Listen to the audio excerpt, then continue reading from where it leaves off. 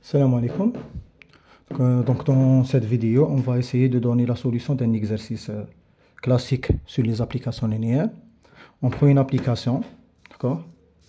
Une application f de R3 vers R3 qui a x, y, z. On lui associe f de x, y, z, c'est égal x plus y plus z et x plus z. D'accord? Donc, pratiquement, c'est les mêmes questions qui se répètent. Il y aura d'autres questions qu'on va traiter dans d'autres vidéos, Inch'Allah. La première question, c'est montrer que f est linéaire. Deuxième question, déterminer le noyau, l'image. Après, on va passer à cette question, déterminer une base et la dimension de chaque sous-espace vectoriel, le noyau, l'image. On dit que f est injectif et surjectif. On va voir comment montrer que f est injectif et surjectif. Et la dernière question, quel est le rang de f? D'accord? On va commencer par la première question. La première question, montrer que f est linéaire. Alors, pour que f est linéaire, on doit vérifier deux conditions. La première condition, on prend f, une application entre deux espaces vectoriels. Dans notre cas, E, c'est R3 et F, c'est R3.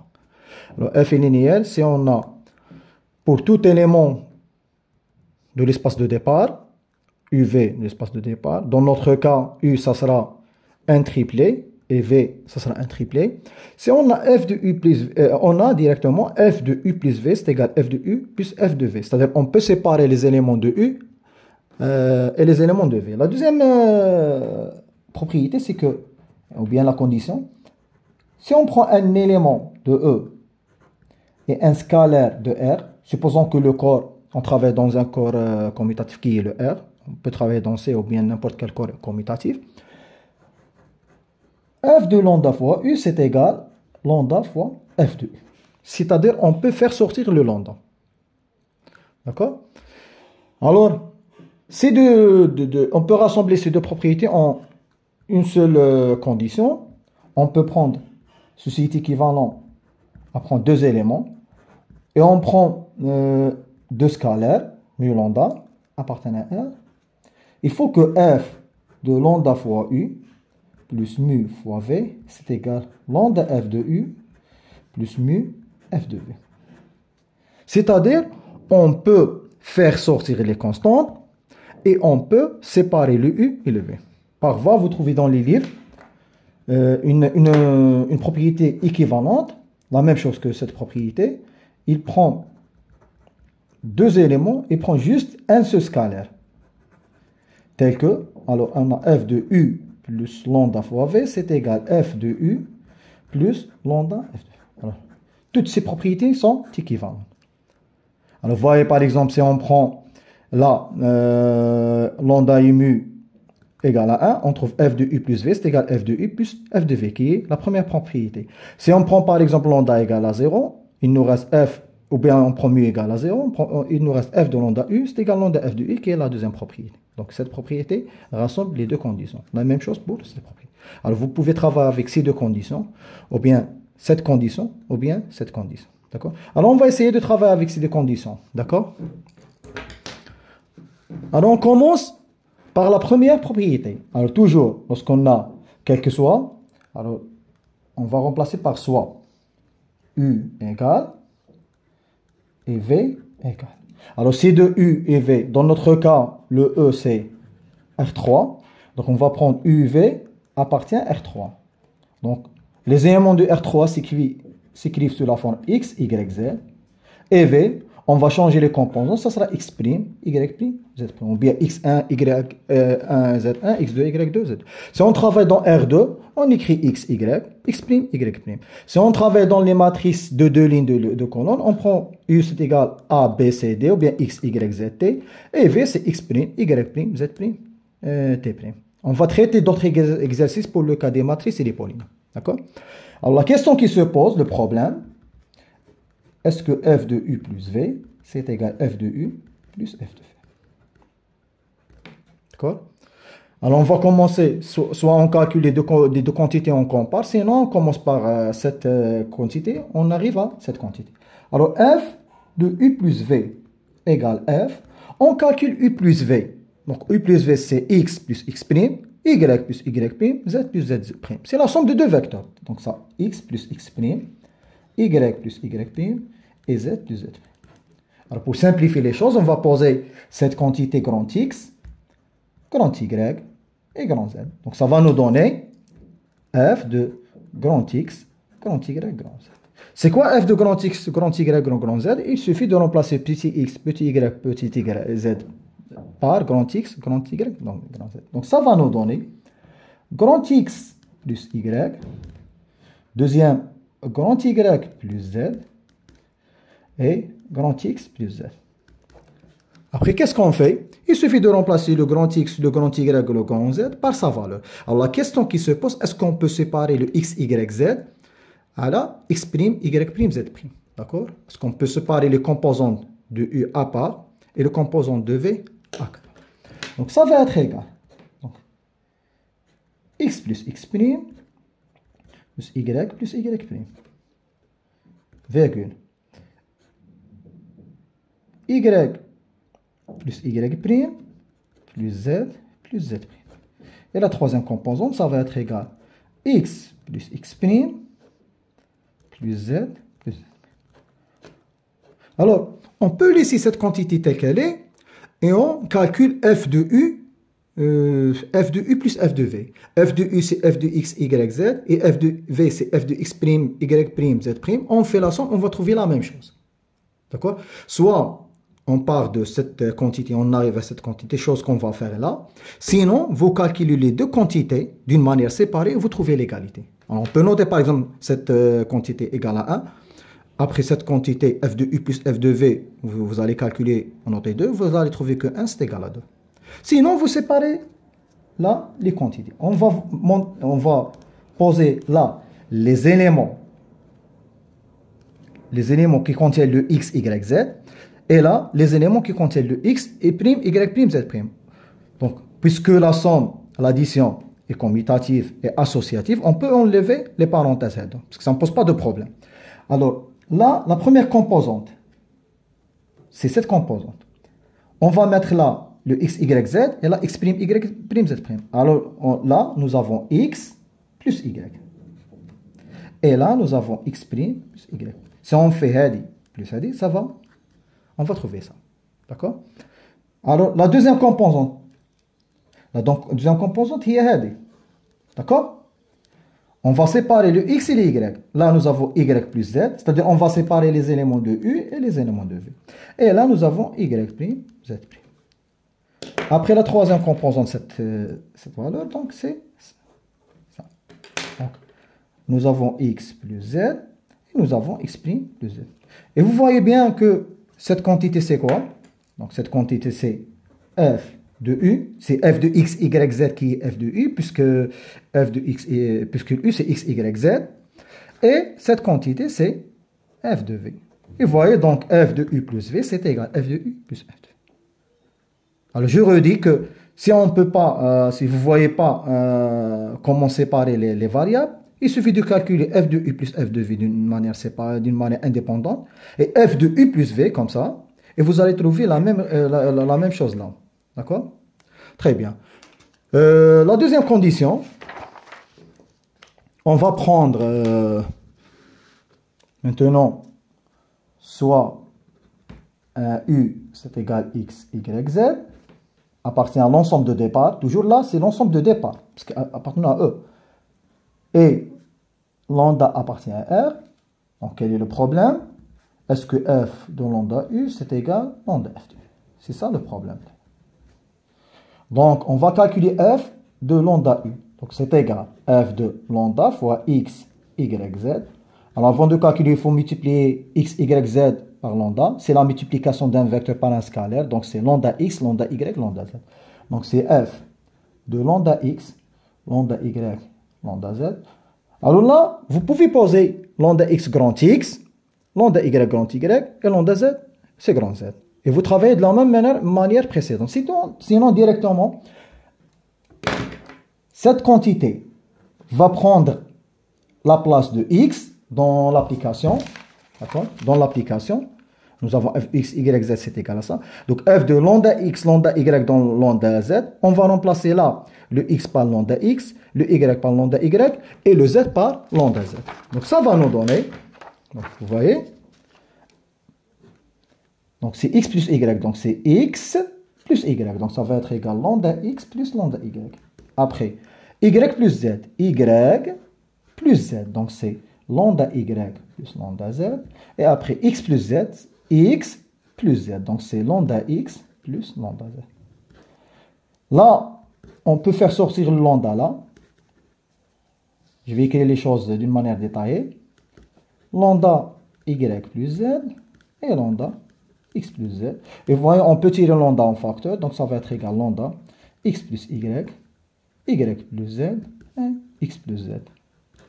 Et ça va être égal lambda f de x, y, z. Donc c'est lambda f de lambda f. Donc, en conclusion, f est linéaire. On dit que f est linéaire. D'accord? Mais, vous voyez là, nous avons l'ensemble de départ et l'ensemble d'arrivée sont les mêmes. Lorsque l'ensemble de départ et l'ensemble d'arrivée sont les mêmes, on dit que f est un endomorphisme. D'accord? Alors, c'est quoi un endomorphisme? C'est une application linéaire. S'il vous demande de montrer que f est un endomorphisme, c'est un endomorphisme de R3. D'accord? Parce que l'ensemble de départ et d'arrivée sont les mêmes. S'il vous demande de montrer que f est un endomorphisme, il suffit de montrer que f est linéaire. D'accord? Très bien. On passe à la deuxième question. Déterminer le noyau et l'image. D'accord? Deuxième question. Le noyau de f, qui est noté ker de f. C'est kernel. Le noyau, alors, si on a une application linéaire, f de e dans f, le noyau est un sous-espace vectoriel de l'ensemble de départ. Il est inclus là. L'image de f, c'est un sous-espace vectoriel de l'ensemble de départ. Alors, il ne faut pas confondre avec le noyau ou l'image. Le noyau, c'est un sous-espace vectoriel de e. L'image, c'est un sous-espace vectoriel de f. Parfois, il nous donne là deux espaces différents. Par exemple, il nous donne la R3 et la R4. Donc, le noyau, ça sera un sous-espace de R3. Par contre, l'image, c'est un sous-espace de R4. D'accord? Il n'y a aucune relation entre le noyau et l'image, sauf le théorème de Rond qu'on va voir après. D'accord? Alors, c'est quoi le noyau par définition?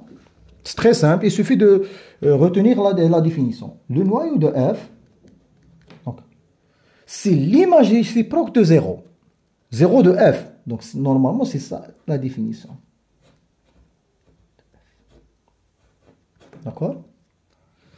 Donc, la définition, c'est l'ensemble, puisque c'est un sous-ensemble de, c'est un sous-espace de E. Donc, c'est l'ensemble des éléments de E. D'accord? Tel que l'image de cet élément, c'est égal à 0. Donc, f de U, c'est égal à 0. C'est ça la définition. Ker de f, c'est l'ensemble des éléments tels que leur image est nulle. Le problème, comment déterminer le noyau de f? C'est très très simple. Il suffit de résoudre l'équation f de U, c'est égal à 0. Nous avons l'application, notre application, c'est cette application. Alors, il suffit de mettre f de x, y, z, c'est égal à 0, 0. Alors, faites attention au 0. C'est 0 de f. C'est les éléments de E, tels que l'image, c'est tout à fait normal que l'image appartient à f. Donc, c'est f de U, c'est égal à f. D'accord? Très bien. Donc, dans notre cas, donc R de f, puisque U, c'est un élément de R3, donc ça va être égal à x, y, z. On va mettre U, c'est égal à x, y, z appartient à R3, tel que f de U, c'est égal à 0 de f. Notre application, elle est de R3 vers R3. Donc, le 0 de f appartient à cet ensemble. Donc, c'est quoi le 0 de R3? Donc, c'est 0, 0, 0. D'accord? C'est le 0 de l'ensemble d'arrivée qui est le R3. Si on a R4 là, on met 0, 0, 0, 0. D'accord? Très bien. Allons-y. Donc, soit U égale X, Y, Z appartient au cœur de F.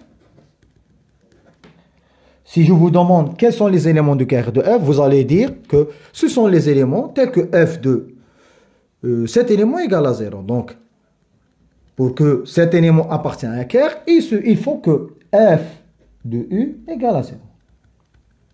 C'est équivalent à dire, vous voyez, on a des équivalences. F de x, y, z égale à 0. Maintenant, il suffit d'écrire les choses. C'est équivalent à dire, on remplace le f par sa valeur. Donc, c'est x plus y, y plus z et x plus z égale 0, 0, 0. C'est équivalent à dire, on trouve un système d'équations linéaires. Alors, essayez d'écrire les x, les x, les y et les z, les z. Donc, après y plus z égale à 0, et après x plus z égale à 0. D'accord? Alors, faites attention maintenant. Alors, pour résoudre ce système, automatiquement, on va faire appel à la méthode des éliminations de Gauss, par exemple. On trouve le x, y, z. Vous voyez, c'est un système qui est un système homogène. D'accord? Alors, si on a un système d'équations linéaires quelconque, nous avons trois cas.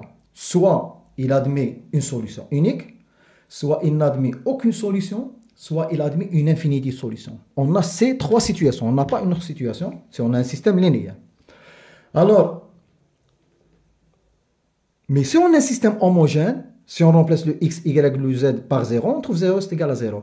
Un système homogène admet toujours une solution, au moins une solution, qui est la solution nulle. Parce que si on remplace le x, y, z par 0, on trouve une solution.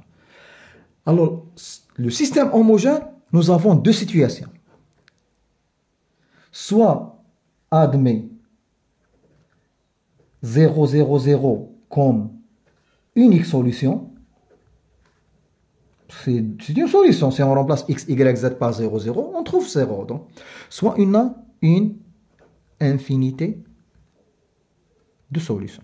C'est-à-dire on a une relation entre les x, y, z. On n'a pas une solution. Là, on n'a jamais un système homogène qui n'admet pas de solution. Il admet au moins une solution. Si on est là, si on trouve le x égale à 0, le y égale à 0 et le z égale à 0, dans ce cas-là, f injectif. On va voir dans la quatrième question. Si on a une infinité, f n'est pas injectif. Et vous allez voir après que si on peut résoudre ce système, on peut répondre à toutes les questions suivantes. F injectif, donc le carré égale à 0. On peut appliquer le théorème de Rond pour déterminer la dimension de l'image. Lorsqu'on détermine la dimension de l'image, on peut voir si f est surjectif. Donc, on peut déduire si f est bijectif. Et vous allez voir que si vous pouvez arriver à résoudre ce système, après, Inch'Allah, lorsqu'on fait d'autres questions, vous allez voir que vous pouvez résoudre toutes les questions sans, juste oralement, sans écrire les choses. Donc, il suffit de déterminer le noyau. Après l'image, ce ne sera pas un problème. D'accord? Alors, on répète. Alors, le noyau, c'est l'ensemble des x, y, z, tel que f de x, y, z, c'est égal à 0. On prend un élément du noyau. D'accord? Pour qu'un élément appartienne au noyau, il faut que son image est égale à 0. Donc, f de u égale à 0. On résout. Toujours, c'est les mêmes étapes. Juste que l'application va changer. Toujours, soit pour les éléments de R3, soit pour les matrices, soit pour les polynômes, on arrive toujours à un système d'équations linéaires homogène. Rappelez bien, on arrive à un système d'équations linéaires homogène. Donc, automatiquement, nous avons deux situations. Un système quelconque admet soit il n'admet pas de solution, soit admet une solution unique, soit il n'admet pas de solution, soit il admet une infinité. Par contre, lorsqu'on a un système homogène, il admet au moins le 0, 0, 0 comme solution. Ce qui fait on ignore le cas d'un système qui n'a pas de solution. Il admet toujours solution, soit unique, soit infinité. Si la solution est unique, qui est le 0, 0, 0, si ce système admet une solution unique, ça sera le 0, 0, 0. Si la solution est 0, 0, 0, c'est-à-dire la solution nulle, dans ce cas-là, f est injectif. Si on a une infinite solution, f n'est pas injectif. D'accord? Très bien. Alors, on va résoudre le système. Alors, comment résoudre le système? Je ne sais pas comment vous avez noté, faire les notations pour la méthode des éliminations de Gauss. On note L1, L2 et L3. Donc c'est équivalent, le système, c'est équivalent. Alors, là, on prend le pivot, qui est le 1. On essaie d'éliminer les éléments au-dessus de pivot. On essaie d'éliminer le x. Alors, puisque le x ne figure pas dans la deuxième ligne, on ne va pas toucher la deuxième ligne. Pour la troisième ligne, donc L1, L2 restent les mêmes, et L3 devient, pour éliminer ce x, il suffit de faire L3 moins L2. On n'utilise que la ligne interna et la ligne qui contient le pivot. On n'utilise pas cette ligne. Donc ça va être égal à L3 moins L1. Alors on fait nos calculs. Donc x plus y égale à 0. Y plus z égale à 0. Si on fait la différence, on trouve moins y plus z égale à 0. Vous voyez, c'est un système qui n'est pas difficile, parce que notre objectif, c'est pas faire les calculs. Après, on peut continuer, sinon on voit bien que si on fait la somme de ces deux équations, le y va disparaître. On trouve 2z égale à 0. 2z égale à 0. Donc 2z égale à 0, donc z égale à 0. Si on remplace dans l'une des deux équations, on va trouver x, y égale à 0. Si on remplace là, on trouve x égale à 0. Ce qui implique que u, c'est égal à 0, 0. On a trouvé une solution unique. Donc le quart de f, c'est égal. Donc c'est un ensemble. Faites attention. On écrit les accolades et on écrit la solution unique. Si on trouve une infinité de solutions, alors on va faire des exercices de ce type dans d'autres vidéos. Si on trouve une infinie solution, alors on va voir qu'est-ce qu'on va trouver. Comment interpréter ce résultat. Alors c'est le 0 de R3 donc. D'accord? Après, on va déterminer l'image de f. L'autre question, im de f. Alors l'image de f, c'est très simple. Ça ne pose aucun problème. Donc c'est l'ensemble de toutes les images. C'est l'ensemble, c'est un ensemble qui est inclus dans l'ensemble de départ. Faites attention, ce n'est pas l'ensemble d'arrivée. Là, c'est le quart, c'est un sous-espace de R3, puisque le 0, le quart de f, c'est 0. 0, c'est un sous-espace vectoriel de R3. On peut vérifier qu'il contient le 0. 0 plus 0, c'est égal à 0. Et lambda fois 0, c'est 0. Donc, c'est un sous-espace vectoriel. Après, l'image de f, c'est un sous-ensemble de l'ensemble d'arrivée. R3. D'accord? Donc, automatiquement, c'est quoi? C'est f de u. C'est l'image. C'est l'image de tous les éléments de l'ensemble de départ. Normalement, on écrit comme ça. Normalement, c'est f. Comme dans le cas du noyau, on a écrit c'est f moins 1 de 0. Là, l'image, c'est f de cet ensemble. D'accord? F de cet ensemble. Donc, c'est f de R3. F de l'ensemble de départ. Par contre, le quart, c'est l'image réciproque de 0 de l'ensemble d'arrivée. Donc, c'est quoi f de R3 par définition? On a vu l'année passée, c'est l'image directe et l'image réciproque d'un ensemble. C'est l'ensemble de f de u tel que u appartient à R3. Donc, cet ensemble, c'est cet ensemble. D'accord? C'est l'ensemble des éléments qui s'écrit. Donc, f de u tel que u appartient à R3. Donc, c'est égal. Il suffit de remplacer le f par sa valeur. C'est très très simple. Il suffit de remplacer le f par sa valeur. Donc c'est f de x, y, z, tel que u, les x, y, z, appartient à R3. On remplace le f par sa valeur. Donc c'est x plus y, y plus z, et x plus z, tel que on peut laisser x, y, z appartient à R3. Sinon, on peut enlever les parenthèses et ça va être x, y, z appartient. Donc, soit si vous mettez les parenthèses, on écrit R3, puisque ça devient un triplé. Si vous enlevez les parenthèses, on écrit X. Que signifie un triplé appartient à R3? C'est-à-dire que X appartient à R, Y appartient à R, etc. Et c'est ça l'image de F. Vous voyez, l'image de F, c'est très très simple. D'accord? Et le quart de F, on a trouvé que le quart de F, c'est égal à 0. D'accord? On va continuer la vidéo, la solution dans une autre vidéo. D'accord? Merci pour votre attention.